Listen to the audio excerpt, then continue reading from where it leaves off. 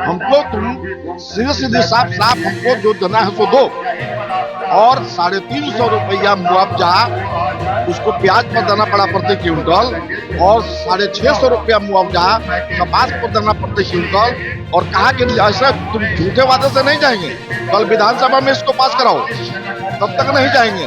विधानसभा में पास कराया तो बोला कि इसको कानून बनाओ और हर जिला में कलेक्टर को आदेश कर दो, चिट्ठी भेज दो और हमको भी चिट्ठी दो, तब जाएंगे। हरदी चूना बुलवा दिया हमने, हमारा किसान सभा ने। नमस्कार, मैं अभिषेक और आप देखना शुरू कर चुके हैं इनसाइड प्रेस। मैं अभी मौजूद हूँ पटना के गर्दनीबाग में।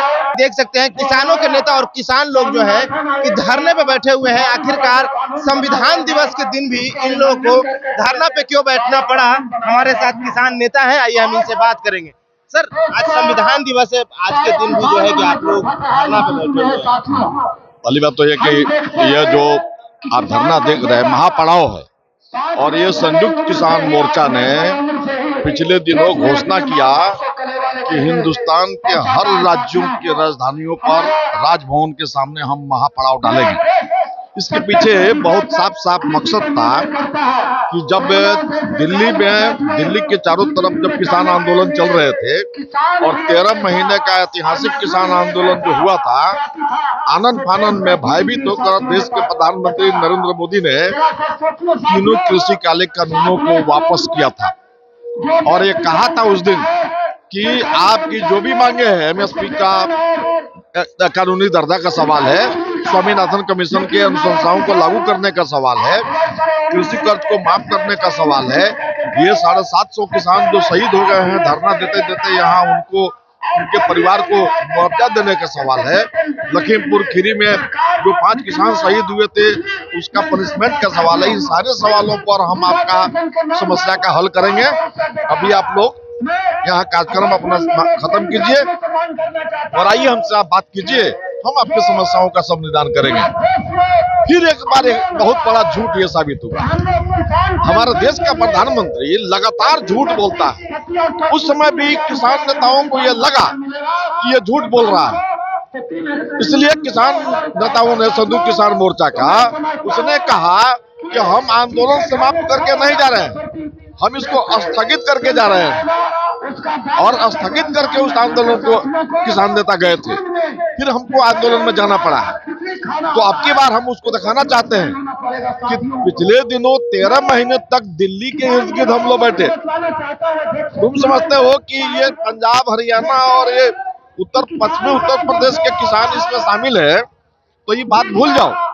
अब हिंदुस्तान के हर राज्यों की राजधानियों में हम राज्यपाल, तुम्हारा राज्यपाल है, उसके यहाँ महापड़ाव देंगे और 72 घंटे का 3 दिनों का लगातार हमारा महापड़ाव होगा, रात दिन यहीं पर। ये आज से शुरू हुआ है, ये 72 घंटे चलेगा, रात दिन हमारा महापड़ाव होगा और देश के हर राज्यों के राजधानियों में होगा, सिर्फ बिहार में नहीं हो रहा है, पटना में नहीं हो रहा है। तो ये हमने कहा कि हम अब करेंगे और तुमको दिखा देंगे कि हिंदुस्तान के हर राज्यों के राजधानियों में किसानों और मजदूरों के काफिला, कितनी बड़ी काफिला पहुंच रही है, ये देख लो।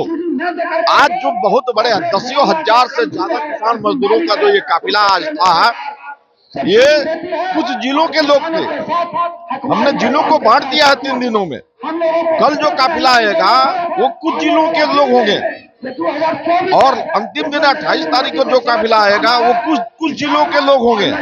एक ही लोग रोज नहीं आ रहे हैं। और इन तीनों दिनों का आकलन कर ले प्रधानमंत्री और देश के भारतीय जनता पार्टी के लोग या राज्यपाल आकलन कर ले कि ये 3 दिनों में कितने लोग आए हैं पटने की धरती पर महापड़ाव में भाग लेने के लिए, और तब वो सोच ले। लेकिन भाजपा नेता कहते हैं कि जिसको जो करना है वो कर ले, लेकिन भाजपा जो है कि इस बार 400 पार।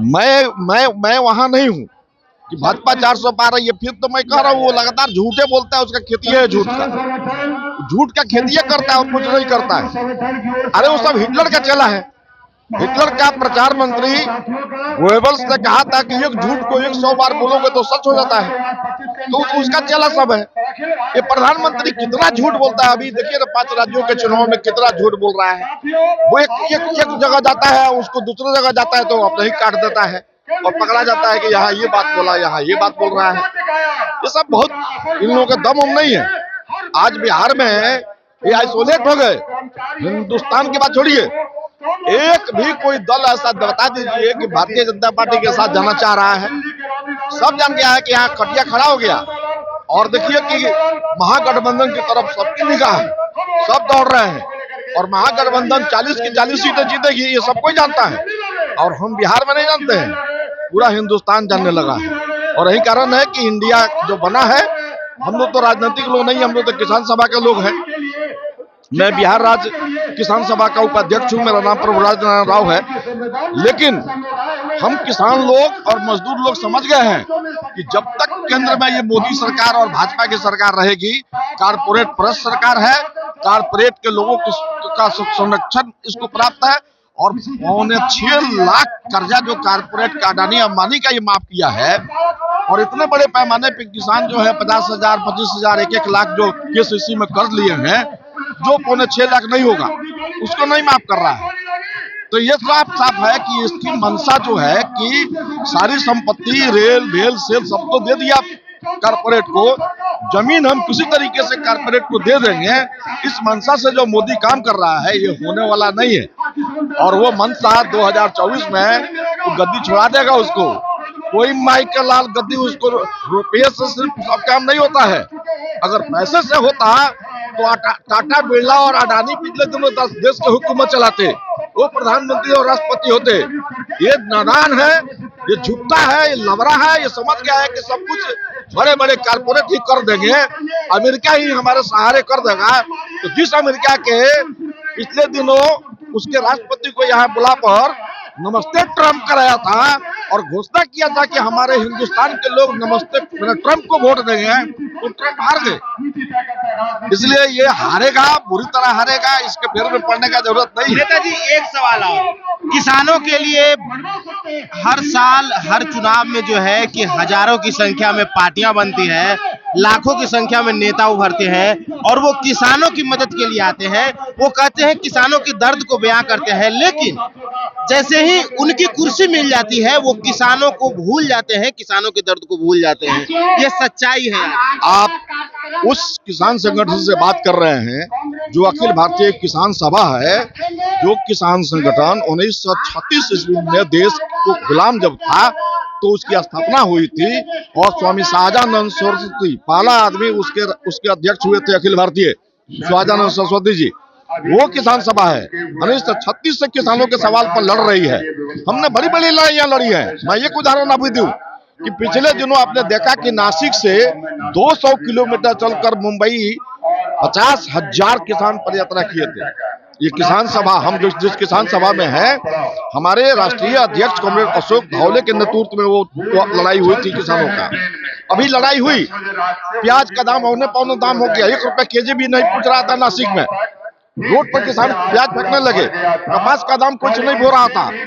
10,000 किसानों को लेकर हम आए थे, हमारे किसान सभा के लोग, और हरदी चूना बुलवा दिया शिंदे सरकार को और कहा फडणवीस को, पिछले दिन तुमने धोखा दिया है और आपके यहाँ धोखा नहीं चलेगा। हम आए हैं, हमको तुम सीधे साफ हमको जो देना है सो दो। और 350 रुपया मुआवजा उसको प्याज पर देना पड़ा प्रति क्विंटल, और 650 रुपया मुआवजा कपास पर देना प्रति क्विंटल।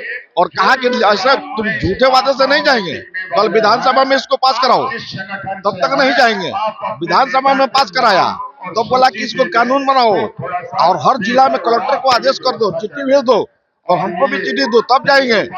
हरदी चूना बुलवा दिया हमने, हमारा किसान सभा ने। हम किसानों के लिए लड़ते हैं, हम बलिदान देते हैं। 750 से ज्यादा किसान इस देश में बलिदान हुए। हमारा अजीत सरकार पूर्णिया का विधायक 40,000 एकड़ जमीन किसानों के बीच में बंटवाया था और भयभीत होकर रही पप्पू यादव जान गया था कि जब तक अजीत सरकार रहेगा हम पूर्णिया से नहीं जीत पाएंगे। उसकी हत्या इसने करवाया था पैसा देकर, राजन तिवारी जैसे गुंडों, पप्पू यादव, राजन तिवारी जैसे गुंडों से इस पप्पू यादव ने हत्या कराया था। इस पर केस हुआ, ये जेल था, 4 साल तक 5 साल तक जेल में रहा था अजीत सरकार की हत्या। वो हमारे किसान नेता थे।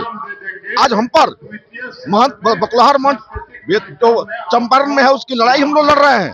399 पर्चाधारियों का 400 एकड़ जमीन पर लड़ाई लड़ रहे हैं।